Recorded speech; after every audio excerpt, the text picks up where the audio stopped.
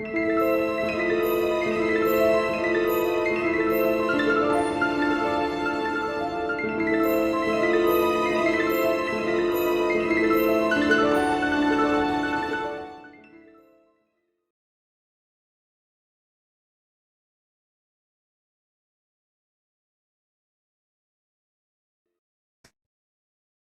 everyone, this is lecture on the Enlightenment ideas and art. In this one, we're going to dive into the art of the neoclassical period. But I'm going to skip into the old recording now to talk about neoclassicism. This is the second of the two art styles that were particularly big in France at the time. It's a rejection of the Baroque and the Rococo, and it was sort of considered art for the age of reason. So neoclassicism. Neoclassicism developed as an artistic style that rejected what they saw as the immorality, the femininity, and the purely decorative purposes of the Rococo. They were heavily influenced by that renewed interest in classical antiquity that we talked about, that sort of resurged at this particular moment in time. The virtues that were advocated by neoclassical art were democracy, morality, and independent thought. Now, again, these would have all been considered in opposition to the aristocracy and all of its virtues and values. This is being championed much more by this large, burgeoning middle class, known as the bourgeois. The characteristics. How can we identify neoclassicism when we see it? There's going to be a focus on ancient Greek and Roman mythology, history, and design. A lot of their design elements start coming out of things that were discovered at Pompeii and Herculaneum, and the way that painters of ancient Rome painted many of the murals that were found in those places. It's also very stern and moral, and you can see how that would set it up in opposition to Rococo, right? Neoclassicism wants to be very serious, stern, and moral, in that lessons are going to be taught in this work, right? Because again, it saw itself as the antithesis of what Rococo was. There's also a concept known as the heroic male, nude or otherwise, often nude. Right? This is I'll come back to that. This is this central heroic male character, with a few exceptions that we'll get into, that is focused on as the standard bearer. That is the one you should look to. That is the one who is the example for what you should do with your life, things of that nature. Then there's planarity. Planarity is a new word for you, I imagine. So let's explain. Planarity is when in a painting, the objects and figures are parallel to the picture plane. Right? What do I mean? The picture plane would be the flatness of whatever the piece of artwork has been done on. The flatness of the canvas, the flatness of the wall. In the case of whatever screen you're looking at, the flatness that is the surface of the screen. Right? And planarity is when you take all of the characters, all of the important elements, and line them up so that they all feel like they're parallel to that flatness of the surface that the painting is done on. Like in the painting that you can see down here, right? Where the flatness of the surface would be the flatness, the surface of the painting itself. In your case, it's the surface of your screen. And all the people are lined up in such a way that they are perfectly parallel to that, right? If this is the flatness of the screen, let's put it this way. If this is the flatness of the screen or the surface of the painting, all of the people are lined up perfectly with it back here, right? Like this. Turn it this way, though. So it's as if everybody's just lined up like they were lined up for, I don't know, getting in line in kindergarten, right? That kind of thing. Then there's this clean, crisp style to neoclassicism. Neoclassicism loves hard edges, right? You look at that painting there to the right again, and there's none of that softness that we saw in the Rococo. And they're like primary colors. You're going to see reds, blues, yellows, right? Not those nice, creamy, soft pastels of the Rococo. When we're talking sculpture, they attain that through really highly polished marble. We're not going to look at any of their sculpture, which is why I don't have that highlighted. And a simplicity of geometric forms when it comes to architecture, right? When it comes to architecture, they want simple squares, rectangles, triangles, stuff like that. If there's any adornment, that adornment is usually going to be based on ancient Greek and Roman models, columns, domes, things of that nature. There's perhaps no one who stands as a greater example of neoclassical art, in painting at least, than Jacques-Louis David. We will talk about him not just in this lecture, but we'll revisit him again in the next one, because he arrives on the scene at a very important time. He arrives on the scene as the French Revolution is whispered about. He's there as the French Revolution continues, and then he's there for Napoleon Bonaparte's reign afterward. So he's an important figure that we'll look at for a bit. And I don't want to dive too much into this painting because we're going to talk about it much more in depth the next time we meet one another. But it is such a good example of neoclassical art that we really have to look at it. And this is the Oath of the Herati from 1783 to 1784. And we're not going to talk about its purposes just yet because it has very specific propaganda purposes. What we are going to look at, however, is how it displays those characteristics that we were just talking about. Right? You have a sternness, right? Seriousness, morality kind of story, at least morality in the sense of French bourgeois at the time. But everything's stern, everything is stable. Right? Our individuals over here are all standing in this almost triangle-like stance, which makes them very sturdy to the ground. Right? We have the heroic male figure, specifically in the father, but we can also see it a bit in the younger men here. We have a story that is an ancient Roman story, hence why everyone's dressed like they're ancient Romans.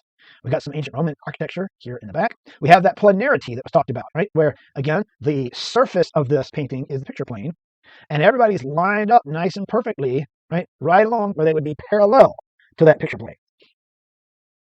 Let me see what other... hard edges and primary colors. Yeah, I mean, everybody looks like they could be made of sculpture. There's not the softness of Rococo. There's none of the flora in the background. Everything's really hard edged. And we say primary colors. We've got reds. We've got some blues. Right? That's the kind of thing. There's not the creamy, beautiful, pastel-y kind of colors. This one we will talk about. This is The Death of Socrates from 1787. And it has also all of those different, let me move over here, all of those different characteristics that we're just talking about. It's an ancient Greek story. The story of the philosopher Socrates, who was tried and convicted of corrupting the youth and was sentenced to death by drinking hemlock. He had hemlock poisoning. Socrates then becomes the heroic male figure, right? He's given all these classical Greek proportions to his body, made all super muscular, although by all accounts, the actual Socrates was kind of a little like trollish looking dude. But that doesn't fit the story. The story that's being told is to aspire to Socrates here. Again, we're leading up to the French Revolution. And David, the painter David, is making a lot of work that is calling for people to join the cause and to fight for what you believe in. And here we have this heroic figure of Socrates who was willing to die rather than recant what he believed in. Also, Socrates was given an option. He didn't have to die. The other option was to leave Athens, where he lived at the time. And he absolutely wouldn't do that. He couldn't stand the idea of leaving Athens and living somewhere else.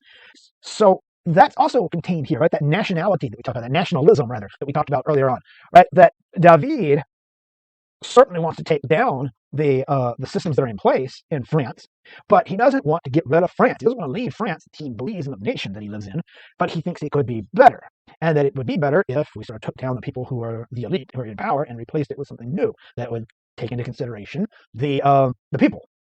So we're given that, right? Again, this heroic male figure. He is sternly and morally taking hemlock and willing to die for the things that he believes are correct and right. Then we have the planarity. Everybody's lined up, like I mentioned, perfectly. It's an ancient Greek story. Right? We have, again, our primaries of red, blue, yellow, and those harsh, crisp edges on everything. There's nothing about this that's even remotely Rococo, right? from the moral lesson to just the aesthetic of it, right? There aren't those cream pastels. There's not a sense of decoration within the piece. It's like I said, it's meant to teach a lesson rather than taking joy in just sort of the living of life. Certainly nothing here is meant to be veiled eroticism, right? There's nothing like that happening here. It's meant to be a stern, on the surface kind of story, but the story is also meant to interlace and connect with the lives of people who are currently living in France, who may be hungry, who may be starving, who may feel like they're underrepresented, what have you, as a call to stand up. And then we have Angelica Kauffmann. Angelica Kauffmann was actually Swiss-born, but was painting in England. And as such, some of the rules about... let me go back. So we'll talk about this much more in depth, I think, also the next time we meet. But at the time, Again, only women could receive training in art. I'm sorry, only men could receive training in art. And one of the big reasons why women had to get their training more informally was because women were not allowed to learn to draw from the nude model. And one of the rules that we'll talk about again in a later lecture, one of the rules about history painting. Like this is history painting. Is something that sort of arrives on the scene when it comes to the neoclassicism. And one of the rules of history painting was that you must draw all of your figures nude before painting all of the clothing onto them. So underneath both of these paintings, if we could just get down to the drawing level, David would have drawn each of these figures nude. In England, that wasn't a rule. And so Angelica Kauffman comes along, and she's one of the few female artists, one of the few women artists who decided to paint history paintings and becomes known for it. And in fact, she, in England, is a founder of the Royal Academy of Art that exists to this day, and then sadly wasn't allowed to join it because she was a woman. Right? But the rules, at least, about drawing from the nude figure in order to make history paintings didn't exist in England. And so Angelica Kauffman becomes known for her history paintings in England. Hers, however, interestingly, some of them at least do focus on women. A lot of them are still very patriarchal, very male-centered. But interestingly, she does have some pieces like this one, Cornelia Presenting Her Children as Her Treasures from 1785, that do involve women. Now, the lessons are still very masculine. So, all right, so the story that's being presented here is an ancient Roman story. Before I even get there, here we are again, planarity, right? All the figures are lined up with the picture plane, right? Everything's very hard-edged. There's maybe a little more softness to Angelica Kauffman's work, but still pretty hard-edged. Very stern and moral. There's not all of that fluffy decoration of Rococo, and we have nice primary colors, reds, yellows, blues. All right, all that's there. The story that's happening here is I forget this woman's name. This is Cornelia here in the middle. I forget this woman's name, and I forgot to write it in my notes. But anyway, this woman right here has asked, or rather is showcasing her jewelry as her treasures. This is the thing I treasure the most, and has asked Cornelia what is the thing she treasures the most. And so she presents her children, right? These are my treasures. These are the things that I treasure and hold dear. Now, that reinforces the notions that we've been talking about of the burgeoning middle class, the bourgeois in France, who see the gender roles as needing to be redefined from how the aristocracy defines them. Now, again, interestingly, that a story like that would be told because Kauffman herself is working in what would have been considered the public sphere, working in what would have been a man's realm. But she presents this scene here that reinforces that what a mother should be focusing on herself on, what a woman and a mother should be focusing herself on, is her children. And in particular, in the case of this oldest one right here, I wish I could remember his name now. I should have written it down in my notes, but he is going to grow up to become the emperor of Rome, and is recognized as being a particularly good and benevolent emperor. So the story seems to suggest that it was because of Cornelia's dedication to and treasuring of her children and being that good mother that then allowed for him to grow into a kind and benevolent emperor. And here we have Zeuxis selecting models for his picture of Helen of Troy, which again reinforces perhaps the gender roles and the patriarchal Roman way of thinking about gender roles and men as artists, women as objects to be looked at kind of thing. But again, women just don't quite feature in a lot of neoclassical work as sort of the main focus, the way they do in Kauffman's work. Right? In her work, women are central. Even if they are, in this case, the models, right? Zeuxis is an artist who needs to paint a picture of Helen of Troy. And so he needs to find the most beautiful woman because, right, if Helen of Troy, she is this beautiful woman who, if she's so beautiful that Paris needs to steal her away and cause this whole big gigantic war, she must have been one hot lady. So he needs to find the most beautiful woman in order to be his model. So he's testing each of them and examining each of them, right? Still that planarity, still those hard-edged models, still those reds and blues. There's some greens in there in her case, and some browns, but still there's this sternness and this morality. That morality being, in this case, that a woman should prize and should be prized for her beauty and should upkeep that beauty. But I kind of like that while the artist is busy dealing with his models, there's one woman back here who's mixing his paints and getting ready. Right? She's his assistant. I like that little detail. Seems like Kauffman is maybe trying to say a little something with that lady back there. Then neoclassical architecture. As we mentioned, the staples of neoclassical architecture are going to be simple geometry. Squares, rectangles, triangles, circles, right? They're going to want very simple, easy to understand geometry that feels nice and grounded. They like symmetry. Boy, do they love symmetry in neoclassical architecture. And combining with all that ancient Greek and Roman elements, because again, that would have been seen as the height of morality and the thing that we should aim for. So you get a piece like the Kenwood House here. This is a palace of the time, right? And I mean, look at it. It's symmetrical. It is extremely symmetrical. We draw a line right here, and everything that's on this side is echoed on this side. The geometry of it is so simple. There are squares, there are rectangles, there are curves, but those curves are perfect semicircles, right? The windows are rectangles, right? Everything is so simplified. And then we see some ancient Greek and Roman stuff being incorporated through these columns that have Ionic ordered capitals, and this pediment, this triangular pediment that comes straight out of Greek, but also was adopted into Roman architecture. It is meant to look very stern. It is meant to be very moral. It is meant to be very simple and not super flowery. Again, in opposition to what was happening in the Baroque era before it, right? Where we look at something like San Carlo here, which undulates and curves and swells and doesn't look like anything that had come before it, right? It is opulent and is flowery and showy. Oh, here again, this is a palace. This was a church. This over here is a palace, and look at the simplicity of it and the lack of adornment, the lack of anything that suggests haughtiness. Right? And I said this is a palace. This would have been a wealthy home, not so much a palace. We have here architect Jacques-Germain Soufflot, I believe. Forgive me if I pronounce that wrong. The Pantheon, which was originally the Church of Saint Genevieve, but eventually would be called the Pantheon because of its resemblance to the ancient Roman Pantheon. And again, it's symmetrical. Again, the way the photograph is taken, you can't tell perfectly over here. But again, if we drew a line right down the middle, everything on one side is echoed on the other side. Simple geometry. And where it is adorned, it is so adorned by things that resemble and are adopted from ancient Greek and Roman architecture. Again, these columns that have Corinthian order capitals on the top, this pediment, which looks so much like the ancient Greek Parthenon's pediment with that statuary inside, and the dome on top being very Roman, but also getting some arches and Greek sort of styled things that are happening in that. And, I talked about how many of the writers of the Declaration of Independence and the Constitution were deists. They were deists because they were also living in the age of reason.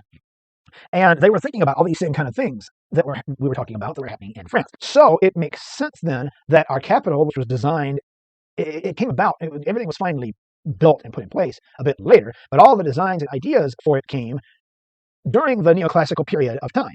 And so a lot of the buildings that we sort of see as being iconically Washington and standing for the United States government have that neoclassical design to them. The White House, look at the simple geometry of it, rectangles, squares, the symmetry of it, and those ancient Greek and Roman elements that have been incorporated into it. Again, these columns, the Ionic capitals, the pediment here, there's no statuary in it, but still that triangular pediment is there. Right?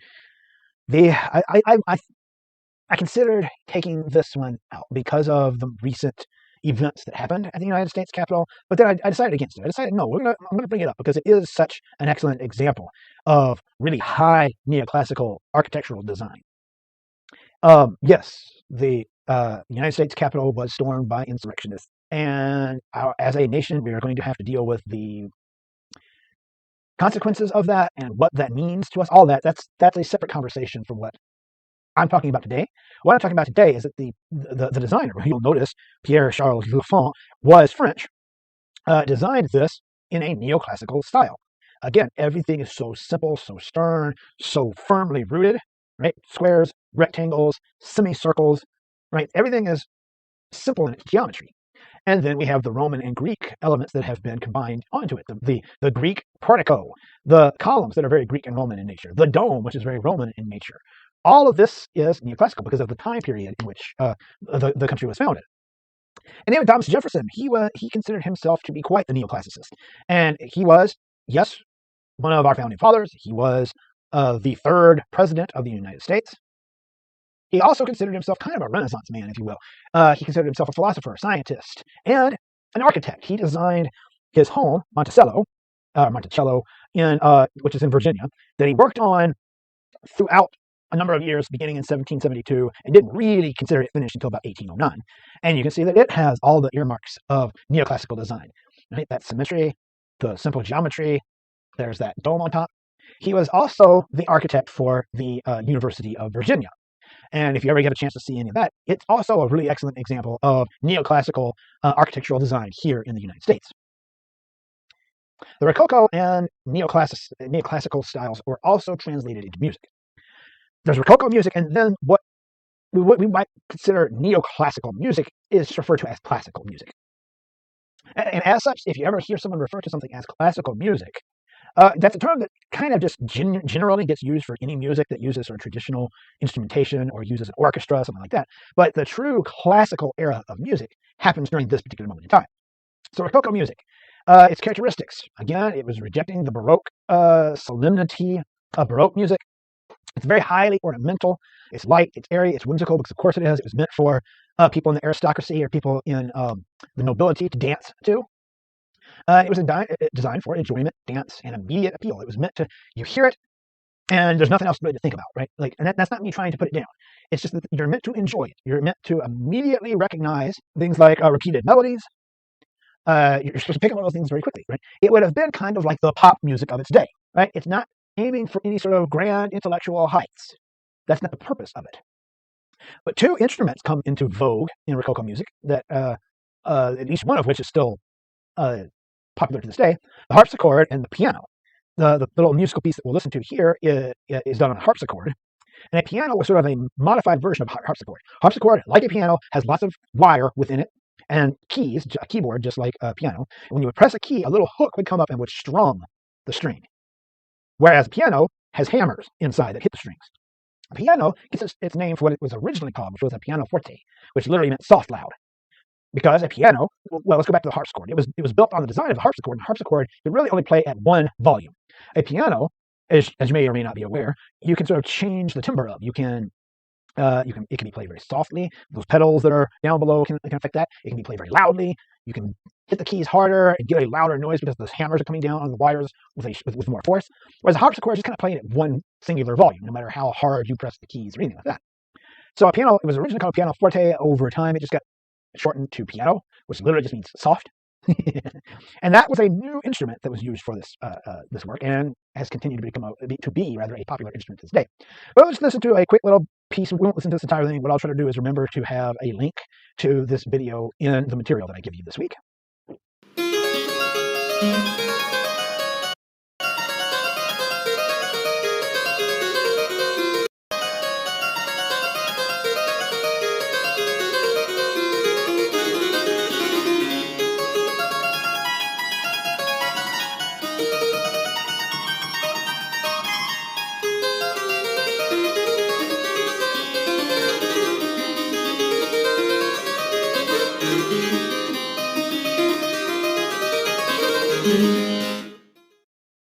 Okay, and I don't know what was happening there. My connection didn't seem to want to let that video buffer. But anyway, yeah, again, to our 21st century ears, that may sound, or may not rather sound like pop music, but it's kind of what it would have been meant to be. And this was meant to be music that would be enjoyed within the homes of the aristocracy. It was meant to be danced to. It was meant to be enjoyed. Right? It was meant to elicit feelings of love, and romanticism, and things of that nature. Right? I need to click off of that. Classical music, on the other hand, sets itself up as an antithesis to that. Its characteristics are an emphasis on beauty, elegance, and balance. So in some ways, it's kind of the musical version of the architecture. There's more variety and contrast than in Rococo, right? Rococo doesn't want to go too wild in any direction because it's meant to sort of incorporate and be enjoyed by everyone listening. What classical music wants to do is stimulate your brain a little bit, right? Because, again, it's the age of enlightenment, the age of reason. Your brain should be stimulated by the stuff that you partake in. So there's a lot more variety of things like tempo, key, mood, and timbre within classical music. And the composers of classical music come up with some new or updated forms, like the sonata, which is a composition in 3 sections: the exposition, the development, and the recapitulation. The symphony, that's what we connect with classical music, right? The symphony is developed during this time. It's an elaborate musical composition for a full orchestra, typically in 4 movements, at least one of which is traditionally in the sonata form that we just talked about. And opera becomes a big deal. It's a dramatic work in one or more acts set to music for singers and instrumentalists. Why does opera become a thing during the classical or neoclassical period? Well, because we know that the ancient Greeks and the Romans had plays that were sung. where the dialogue that's been handed down to us that we still have, we know would have been sung, would have had a tune, but we have no clue what that would have sounded like. The classical composers come along and they start thinking, well, what would that be like? What would that be like to have a dramatic story with a narrative and dialogue, but everything will be set to music and will be sung? That's how we arrive at this. So I'm going to give you a little bit right here. This is Wolfgang Amadeus Mozart's piece, A Little Night Music. You'll recognize it, I'm sure.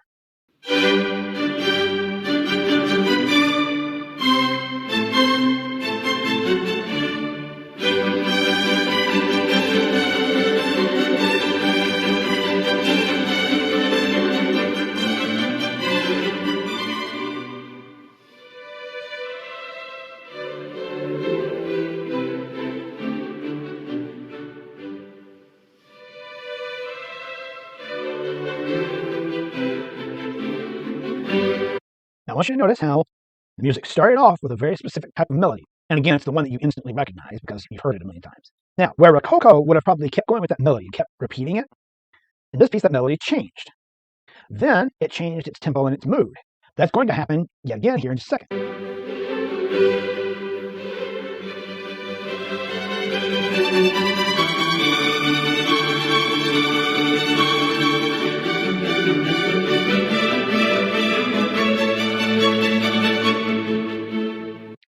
Notice how you haven't heard anything repeat yet, right? There's not been a progression of notes that we've gone back to, like we did in Rococo music, and like what happens in a lot of popular music today. There are little snippets that he might eventually go back to, but you see Mozart changing up, right? Every few seconds, it seems like the music changes into something different.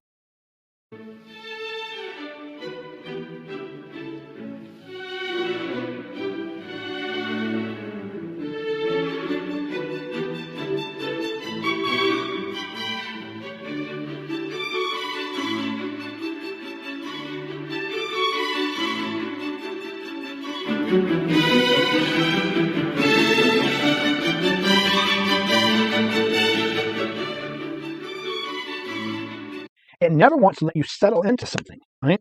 Again, classical music was meant to be like brain music. It's meant to stimulate the brain. So Mozart and others like him don't want there to be a moment where you completely and utterly settle into a repeated melody, right? Something that's meant to just be enjoyed and sort of zone out. You know? They don't want that moment to happen for you. So variety happens. And we're already a minute and a half in, and nothing has repeated yet. Now, I'm not going to play the full thing. I will give you a link to this video so that you can listen to the piece yourself. But eventually, he's going to return to some motifs. A motif, M-O-T-I-F-F. That's a term that's used in art, in literature, and in music. A motif is something that gets repeated, right? Often for a certain effect. And there will be times later where he'll go back and he'll grab a motif, like a certain progression of notes that you heard earlier, and insert it. But maybe it's played at a slightly different tempo or with a slightly different mood, what have you. And just as a reminder, like, hey, we're still in that piece, but now let's play with it some more. Let's do some more with it. Okay, and then I just wanted to give you a quick example of opera also from Wolfgang Amadeus Mozart. This is a duet from The Marriage of Figaro from 1786.